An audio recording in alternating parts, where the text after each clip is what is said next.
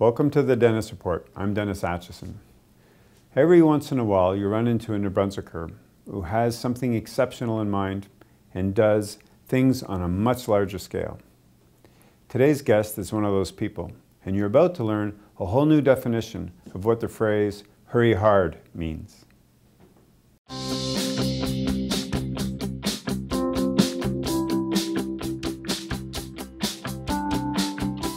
Rob Swan is a New Brunswicker who is about to set a world record. And remember, you heard it here first. He's organizing something called Curling Across the Nation, and pretty soon Curling Across the World. Welcome to the show. Thank you. Where do we begin? It's such a small topic. Where do we begin? Well, the typical storyline would be, how did you get into this in the first place? This is a stupid idea that I come from Harvey Station, and for those that don't live in New Brunswick, it's a small rural community here in the province. You might number 400 people on a good day, and we've had a two-sheet curling facility there for 56 years. Like all things that age, they need renovations, so I thought, all right, how am I going to raise some money? Somebody put this stupid idea into my head, why not try every curling club in the province? But I work across the country, so I thought, why not do across the country? So that's where it started. So. Okay. And this was how long ago? This was starting the curling season 2014-15. So this will be my third season coming up. Okay. So, of course, all these images of curling flash in my head, and we know it mainly from mainstream TV and the Briar and the Scott Tournament of Hearts and all. So all the sweeping, all the work, curling's changed. You know, you don't have the cigarette hanging out the corner of the mouth with the corn brooms and stuff anymore. It has changed immensely. It is a triple medal right now at the Olympics starting in 2018. And it is not, it's a sport. And people have to get over that, thinking that it's something that your mother and father would do. Go down to the curling club, have a beer, have, you know, whatever. It is a sport. People train for this full time. And it is not only an Olympic sport. I mean, countries around the world are growing into this, and Brazil, Korea, China. So that ties back to your original goal, which is the curling rink in a small town in rural New Brunswick. You bet. And that would give people an opportunity to participate because the sport has changed. But they need a better facility.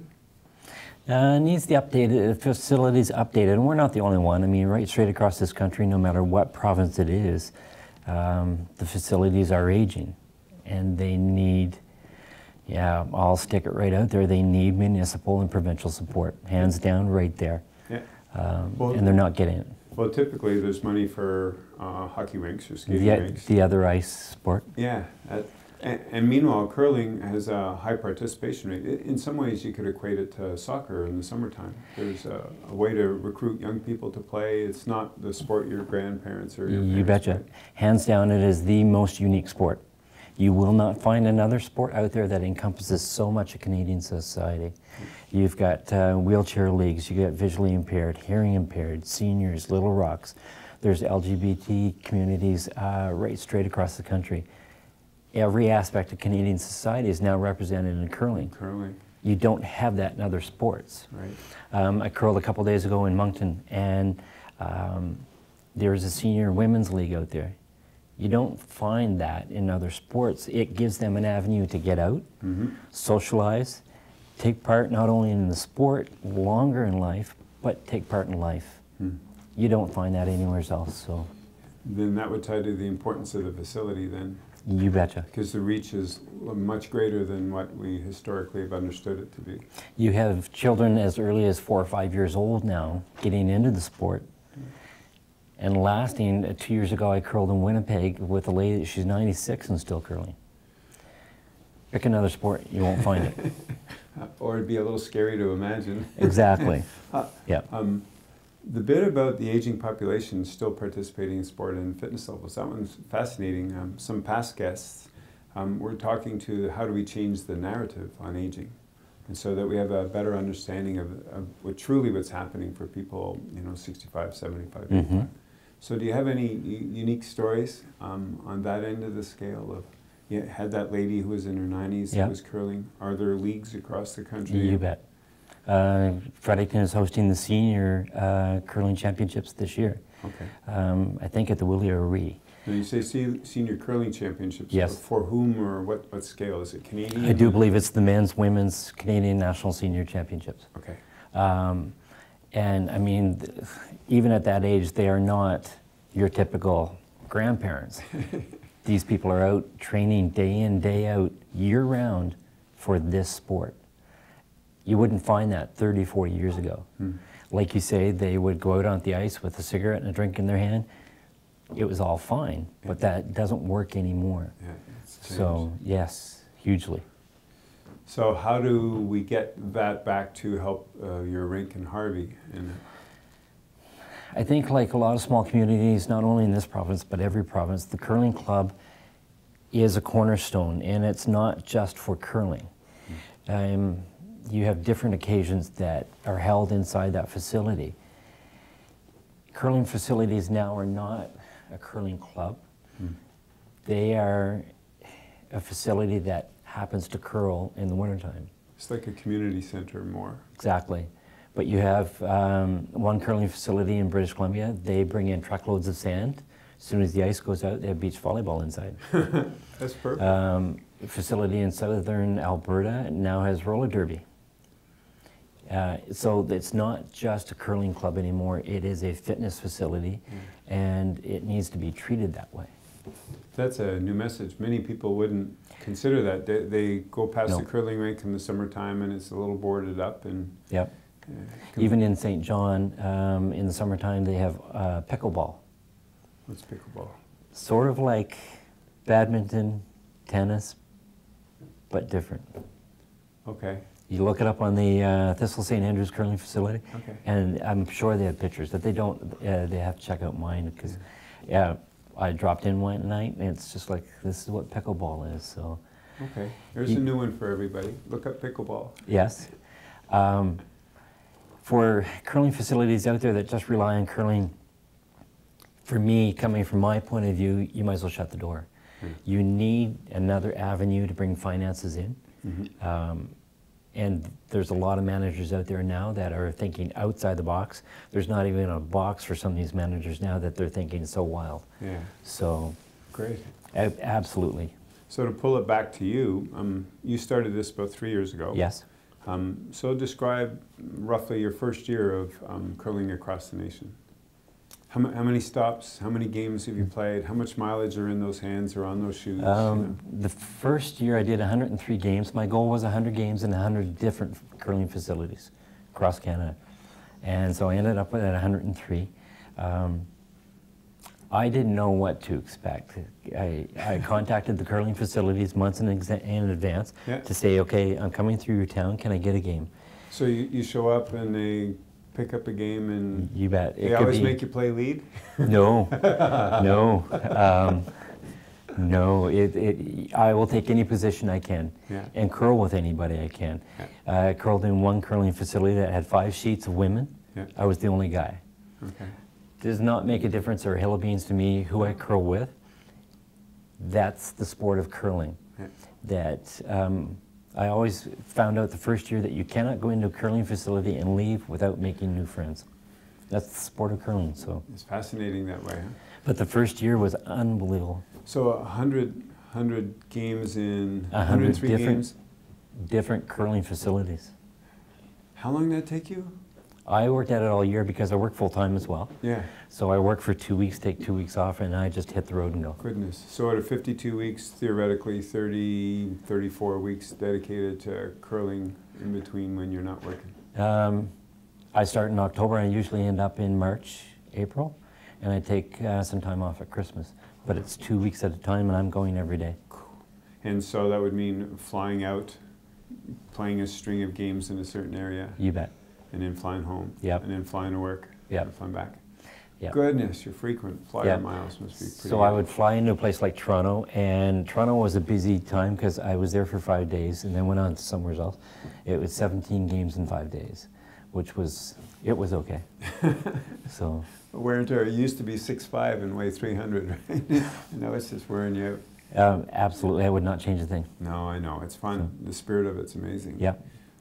Do you have any anecdotes or stories from your first year? Because now you're looking back 3 years later. Yes. So you're a pro at something nobody else kind of has done. I would use the term pro quite loosely. Yeah, but in terms of the coordinating, the effort, the exercise. But your first year, your rookie year, would be a eye-opener every time out, I would imagine. I think the most interesting story is that I went to a radio station in Calgary.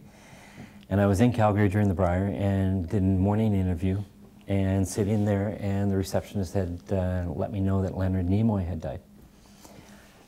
These games are planned months in advance, and I had a game planned in Vulcan, Alberta, right after the interview. So he passes away, and I ended up curling in Vulcan, which is a small community in Alberta, but it's his home planet. So yeah, just ironic that happened. So. Yeah, and did the town acknowledge any of that? You bet, they were right on that. Really? So yeah, but interesting stories. Well, some of the people you meet, you know, and the hospitality, because you, a totally different lens would be, you've seen Canada in a way most people don't get to see Canada. You bet, every small town to every large community. The hospitality that has been shown me in every curling facility is unbelievable. Welcome, hands down, you bet. So this might be an easy question, or maybe it's an oddball question, but most Canadians get to know their country either through their personal travels or through national media. And media has taken an odd turn the past 20 years to be liked. So do you find the Canada you know through your travels is the same Canada that we'll watch when we watch national news in the evening? Oh man, that's a hard question. You know. No, because I find that mainstream media concentrates so much on the larger centers, and if I dare put it, negative. Oh yeah, it's conflict. Yes. It's geared to conflict or tragedy or disaster. Yeah, and there's not one place that I will not go curl. If they have a curling facility, I will go. Yeah. Went to Boundary and District Curling Club on the south border of BC. Small community right on the US border. You get an atmosphere there of being Canadian that you don't find on the news or anywhere else. Yeah. So, yeah. It's almost, you could go into journalism after you're done, when you decide you're done, and you could tap all those people, and you could do this version of cross-Canada checkup that would be a whole different version of what we get from media. It's, people outside of this sport don't realize how big this sport once was, that you had thousands of curling facilities across this country. And now, due to the drop in the popularity of curling probably about 10, 15 years ago, a lot of curling facilities closed, but the number is still huge. And hopefully I get the chance to curl there in every one of them. Yeah, yeah. Oh, gee. You bet. Then you'd be Why completely not? exhausted. I'll be totally gray-haired by then. So the bit about Canada, and seeing Canada, can you give us a sense? I want to crawl into your brain and go, what did he see about Canada that we don't get to see? So regional differences, are there as many barriers as people think that there are? Are we a happy country? Are we a contented country, or are we a country on edge? Like, I know it's a unique lens through curling, and curling is very social. Yes. But it's you get to travel places we don't get to go see. So I'm imagining that there's a vibe to it, or if I had to look just through a curling lens at this country, it's the atmosphere out there is just unbelievable. People have, through the volunteers that are keeping the clubs going, just the input that they put into this sport and this country, it's unmatched. It's unmatched through any sport.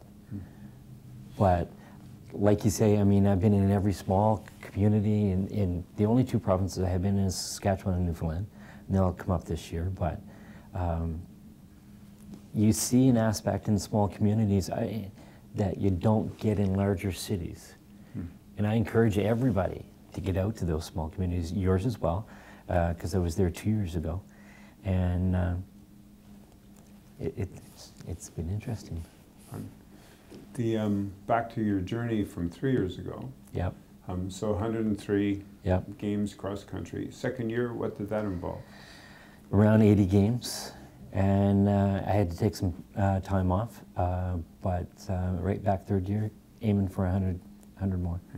And this is again across Canada? Across Canada, United States, and now the world. Okay. So let's explore that, because you're after a record. So yes. Help our audience understand your attempt. October 19th, I fly to Europe, and I'm attempting to curl 12 games, 10 countries in 11 days. And I've been told it's never been done before in such a short amount of time. Mm-hmm. Obviously, there's people out there that have curled in so many countries. I mean, some of the prime athletes in this sport, mm-hmm. but not in such a short amount of time. Mm. It will be beat if I get the recognition from the authorities. The authorities are? Guinness World Book of Records. Take it. To recognize it as a new world record. Obviously, it will probably be beat this year by some European because they are so close. Yeah. But curling across the nation did it first. Yeah. Yep. So. And this is just for the pleasure of doing it? I was invited over by a club in Belgium. Most European curling facilities are in hockey rinks. Okay. They'll go out and play hockey at 5 o'clock, and 8 o'clock now they're curling. But Belgium is building their very first dedicated curling facility. So they invited me over to help open it up. At first I thought it was a joke, and the more the emails came, I thought, hey, they're not joking. Yeah.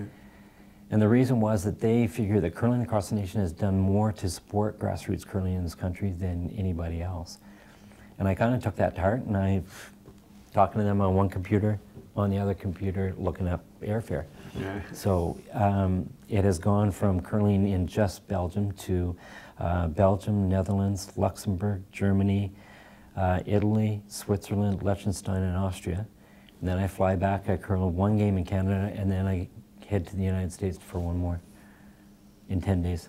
Goodness gracious. And you've got this mapped out pretty much? Like it looks like a done deal? You bet. No, all the games are confirmed. Okay, good. Yep. When I land in Halifax, I go to the Mayflower Curling Club in Halifax. And then I get out of there, I go to the airport and catch a flight to Fort Wayne, Indiana for my North American 2 games. Wow. So, cannot wait, absolutely cannot wait. So to put that together, I can easily picture some logistics for flights and hotels and getting help from people. Sleep. when I know you haven't done it yet, but you've also had 2 cross-Canada tours, Yeah. so the sleep element, the physical stamina element, the food element, you factored that in? All the organizing is done by me. I don't have anybody behind me helping me. I pick my route where I want to go, the games I want to play, try and find a cheap hotel somewhere to sleep in. I try my best to go to a grocery store and pick some healthy food, but it doesn't always end up being that way. Sometimes on a busy day on 4 games, I'm out of one club, driving to another club, right on the ice. So that's the hazards of it. Is someone going to drive you? In Belgium, when I land in Belgium, somebody, Wayne Fitzpatrick, is picking me up. He has done most of the organizing over there because he has more contacts than what I do. And he's driving me the whole trip. So I could not thank him enough. Well, that takes the worry off, because there's the issue of getting lost. And You bet. If you miss your start time. If we get lost, I can blame him. Oh my.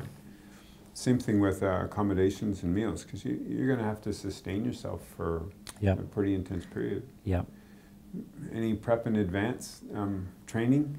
You know, Usain Bolt trained a particular way. Yes. Obviously, there's got to be fitness involved because of, somebody can curl 100 games in a year, but not such in short increments is what I do. Yeah. So mine, I try to get into the fitness routine.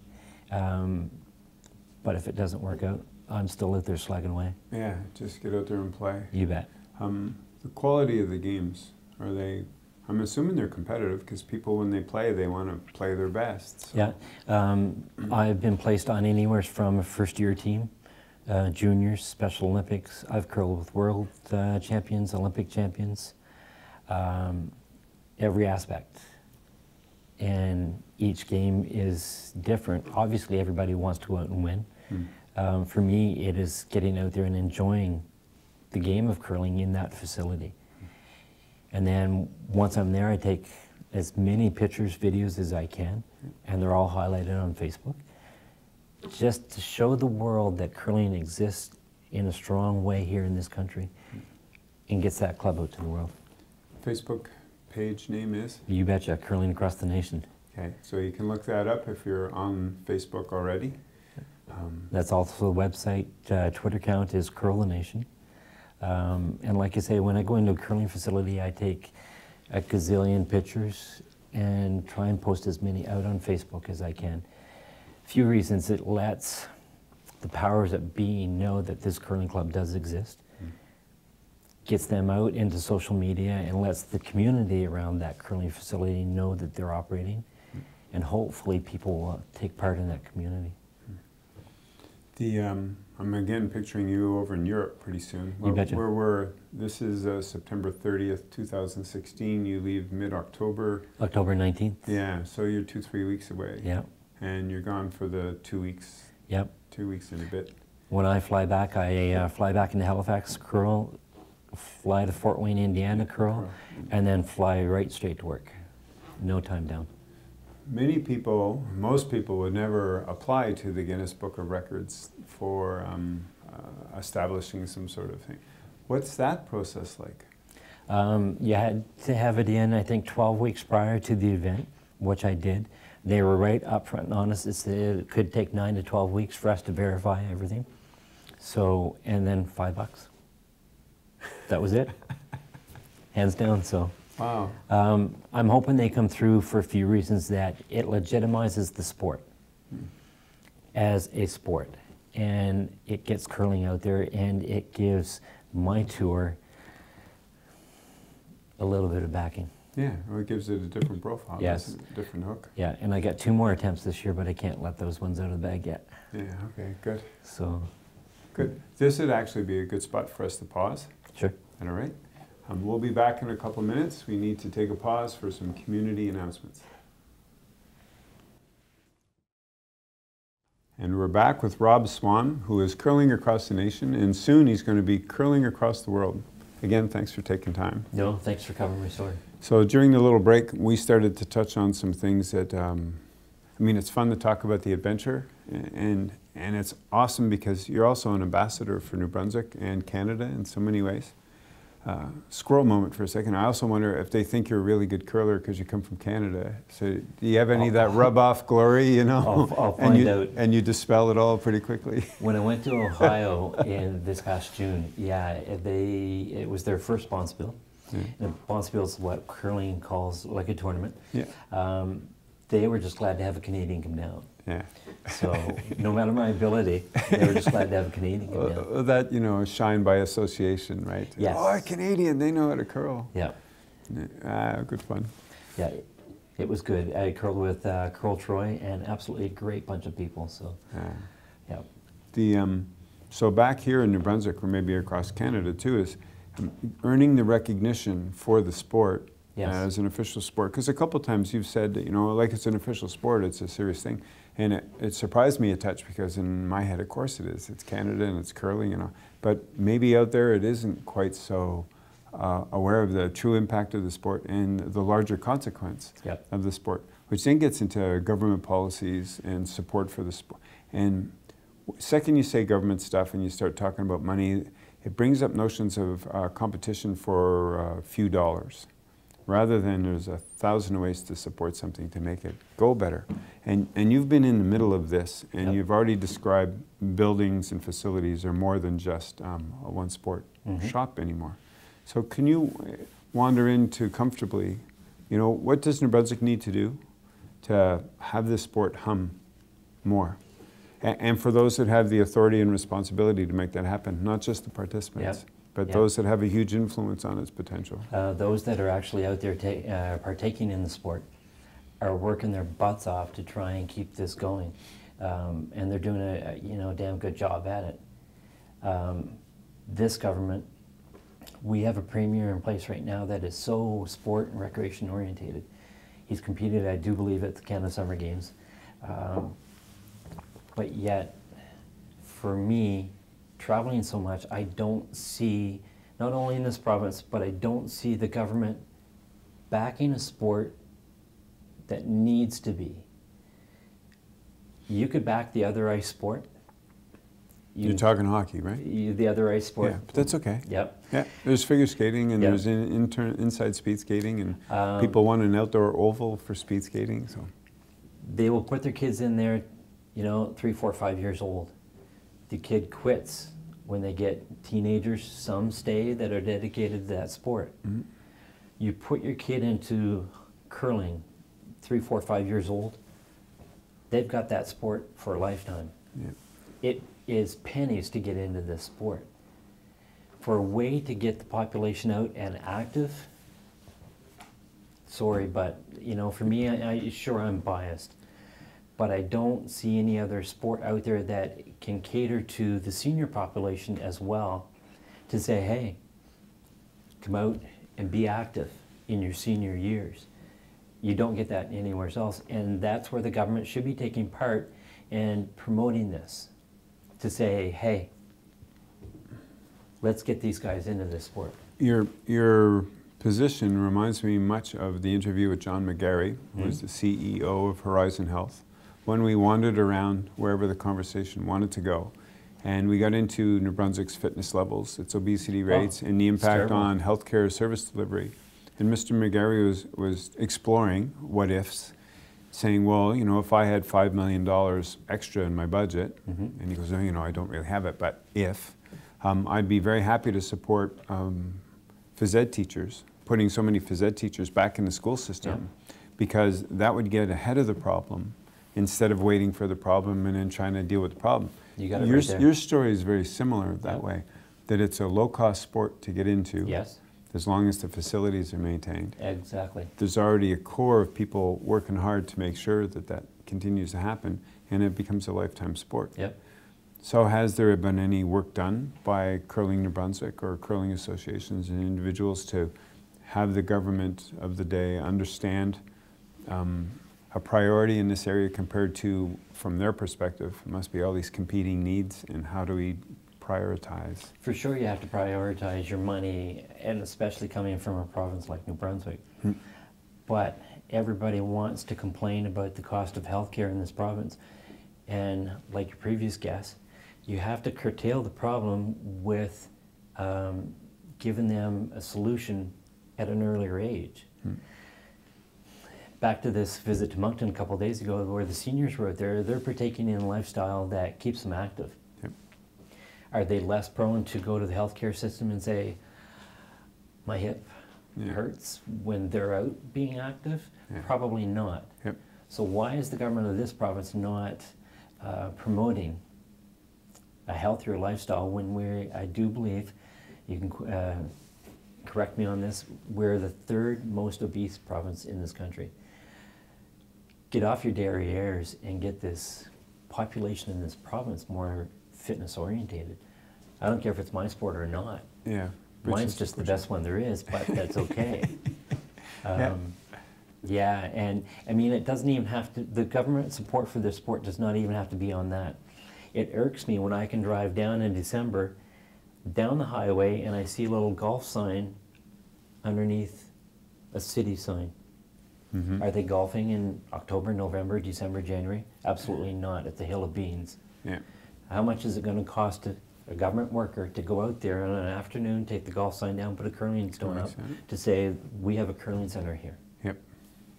The Hill of Beans. That would be a bit of a paradigm shift. Part of what comes to mind is fads and trends. And so fitness somehow has gotten caught up in fads and trends. So for young people, for instance, there is a lot of pull towards snowboarding. and the mogul skiing with the short skis and the acrobatics, because they got it into the Olympics. So corporations come along, offer Olympics a lot of money, the Winter Olympics become a bit bigger in their scope, because then you can brand and market a whole lot of products to a certain age group. Lost in all of that was curling, which used to be one of the dominant Olympic sports. And lost in that is that's the elite level of curling compared to the recreation-based broad scope model. Yep. So it would take a bit of a culture shift on the part of a government, whether it's this current one or the one before or the one from 20 years ago, to see sport as an opportunity for a large sector of the population to be fit again, rather than how do we just get the elite athletes into an Olympic Games. Or do you find that that comes up as a pushback? That's what I'm wondering, if that's a pushback. Well, that sport doesn't have many participants anymore because everybody's playing this now. Yeah. When you brought up sponsorship, I think that's a key factor is that a lot of these sports are geared towards teenagers and young adults. From my point of view, they've got zero disposable dollars to spend. Curling is a more mature sport.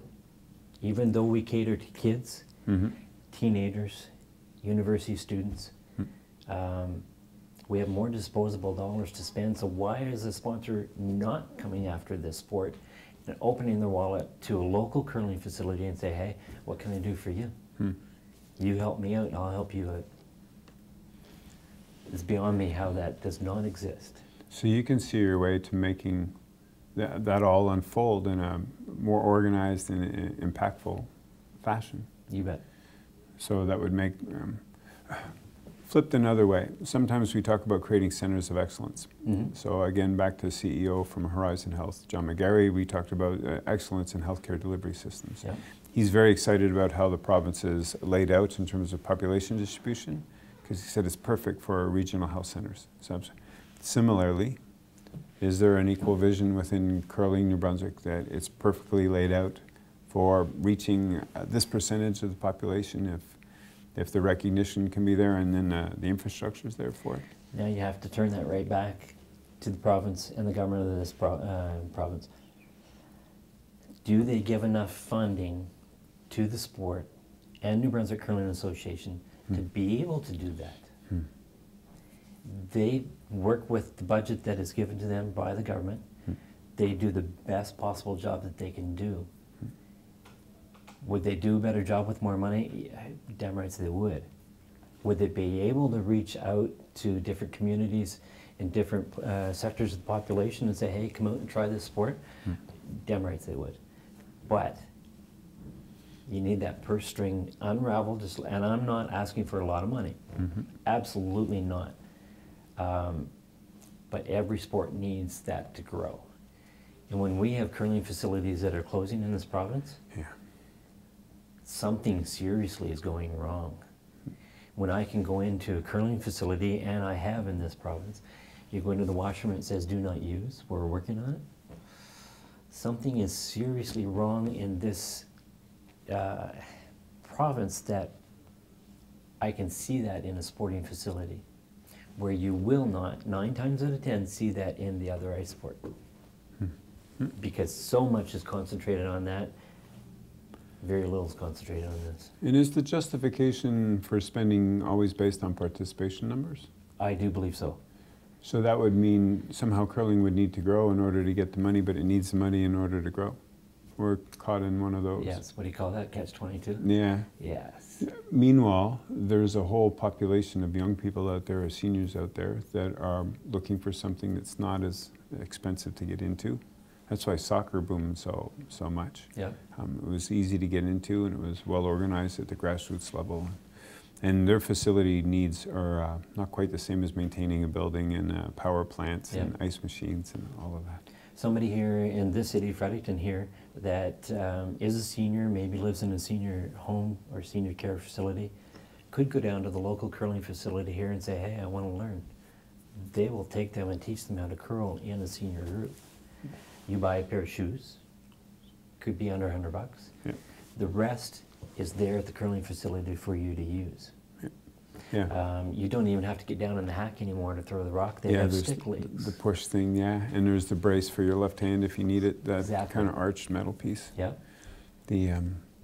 Yeah, interesting. So the province is sort of primed for a potential breakthrough. It would have multiple consequences. It would have a more active population. It would have better health rates. It would have more active communities and facilities that are You bet. juiced. You know, people taking pride in their community if they had a facility that they could take pride in. Yeah.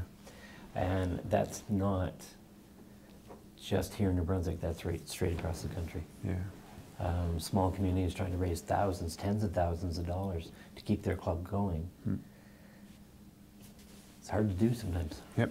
And that gets into facilities cost. Squirrel moment again. You know when you walk the dog and you see the squirrel and you, oh, let's go this way for a bit. It's one of those, but it's part of the fun. Yeah.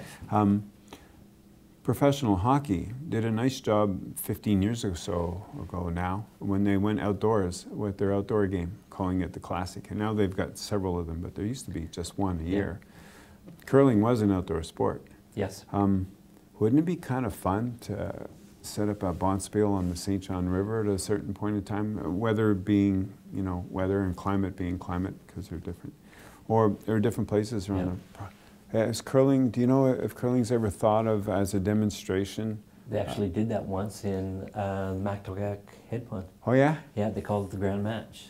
That would have been probably 30 years ago. Okay. I do believe that something is in the works for something like that. They also do it in Officer Square. Yeah, the weather always gets in the way, Yeah. you know. You got to know when it's going to be cold. You're a man of power. You should be able to control the weather. I don't think so. Just pay attention and get out of its way. But you brought in hockey, and hockey doesn't have to advertise. No, it's at a built local in. level. Yeah. You turn on the TV, there's hockey, hockey, hockey, hockey. Yeah. You turn the channel, there's hockey, hockey, hockey. Yeah.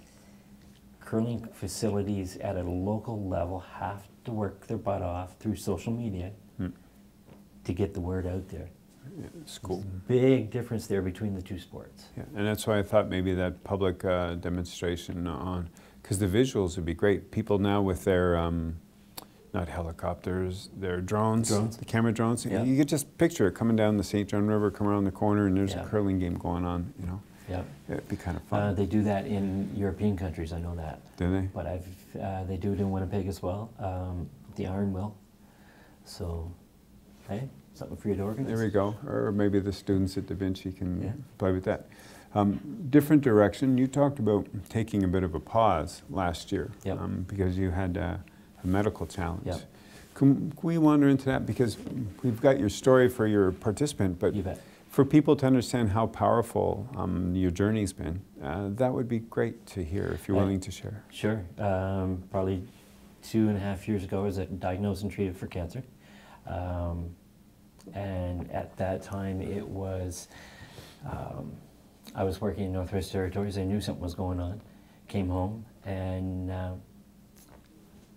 went to the hospital on Tuesday, came out Friday after having surgery. So it was a shock. They got to you that fast? You bet. Said, we're moving. Yep. Yeah, there was no question about it. We're not letting you out. And there's a weird story behind that one too, but somebody had asked me one time, has it given me a different drive in life? It's given me a different focus that if you don't do now what you want to do, you may not be around tomorrow. And that doesn't just stem from having cancer.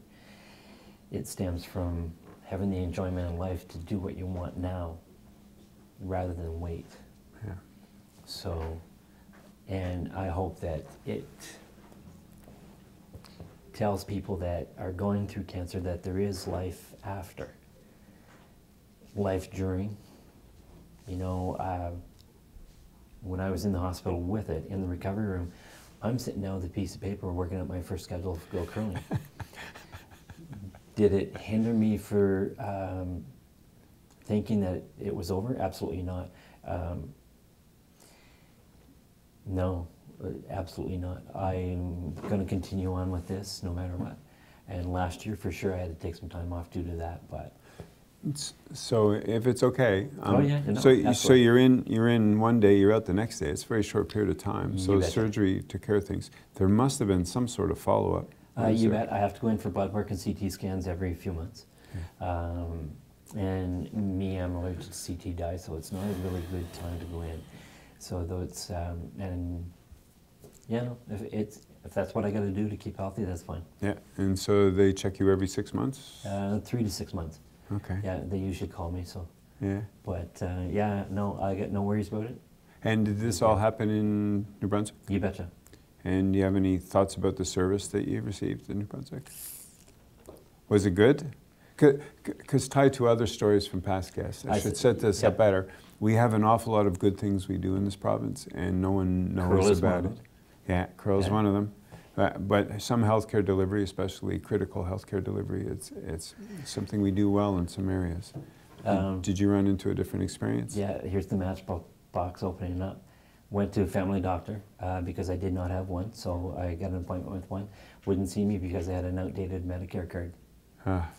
So I knew there was an issue going on, so I thought, all right, the only other option is to go with the emergency. Sat for 10.5 hours. And then at 1:15 got in to see a physician. 5 minutes later, he just says, okay, you're coming in for a scan in the morning. So went all the way home, all the way back in. 3 hours later, I was diagnosed.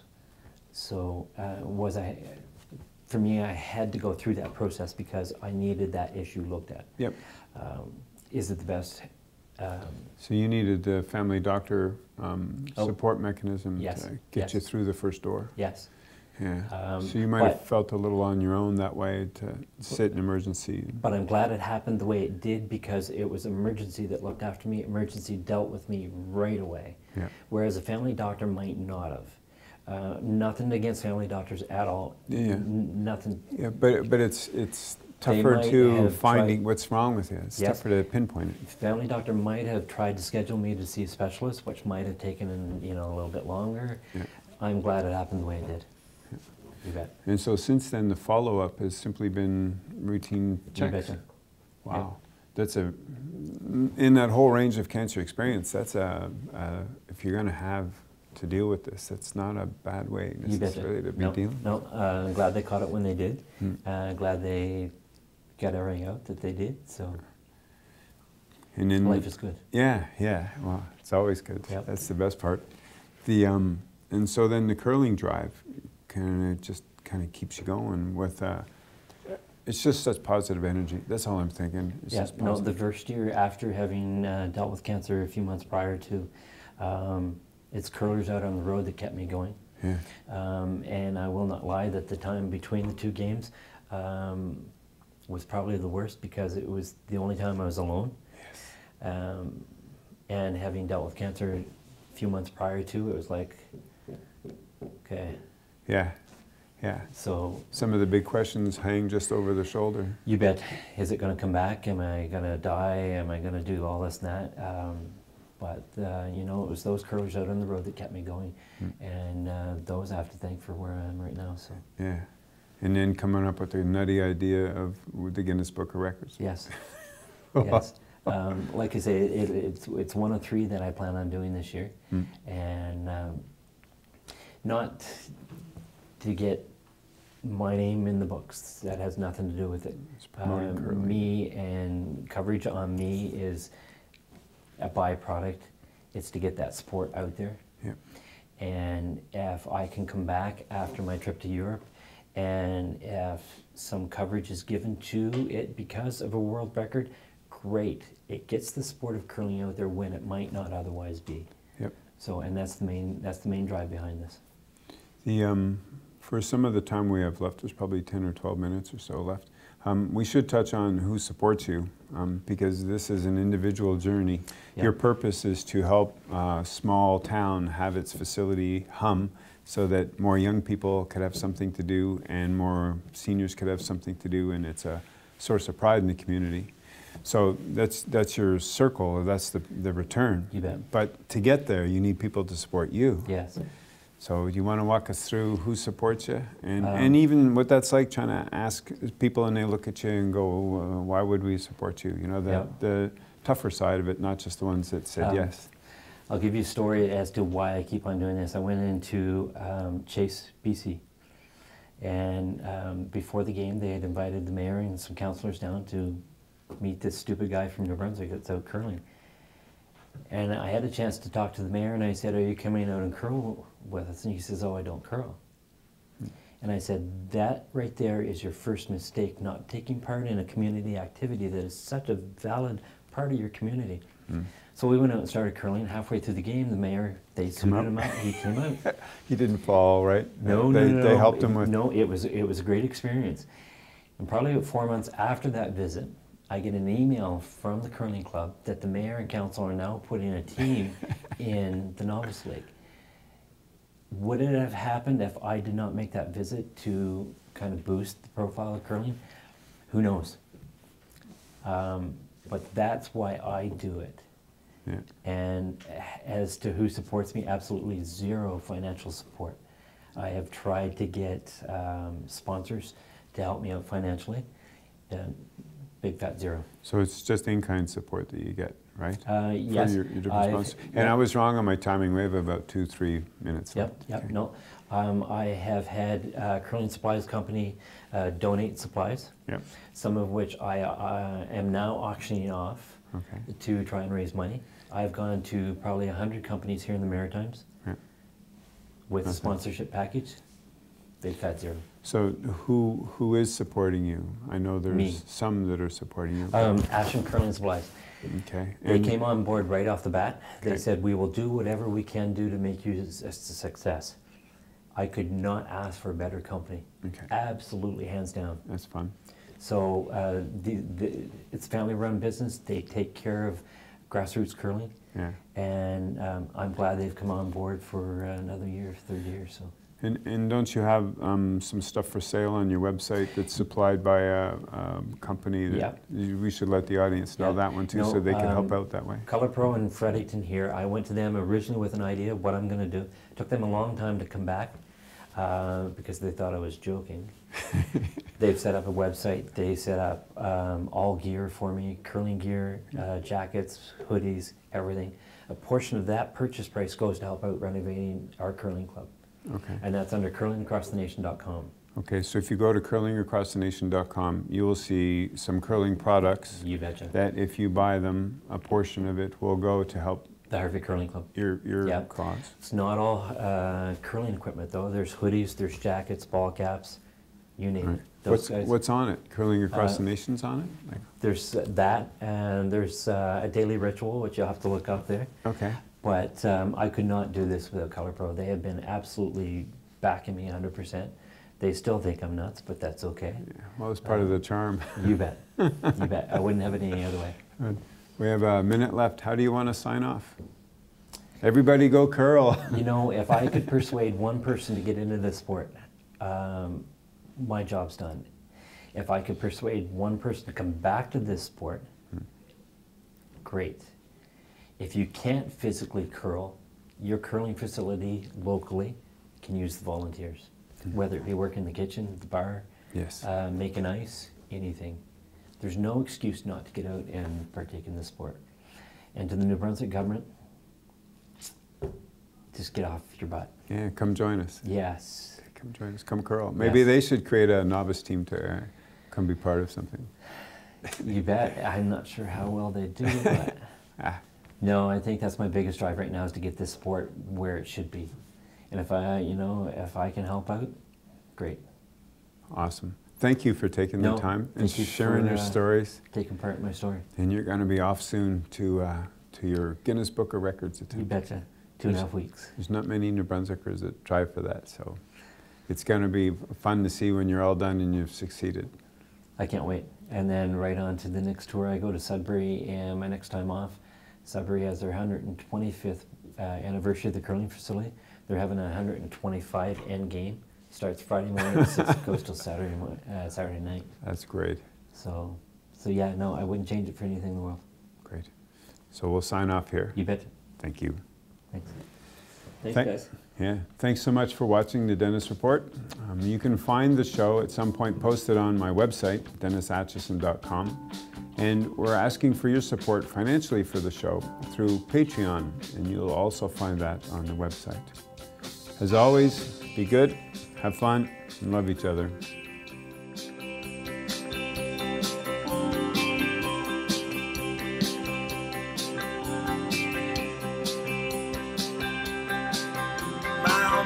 Mile marker, count 'em off, son. Between what once was and what's begun.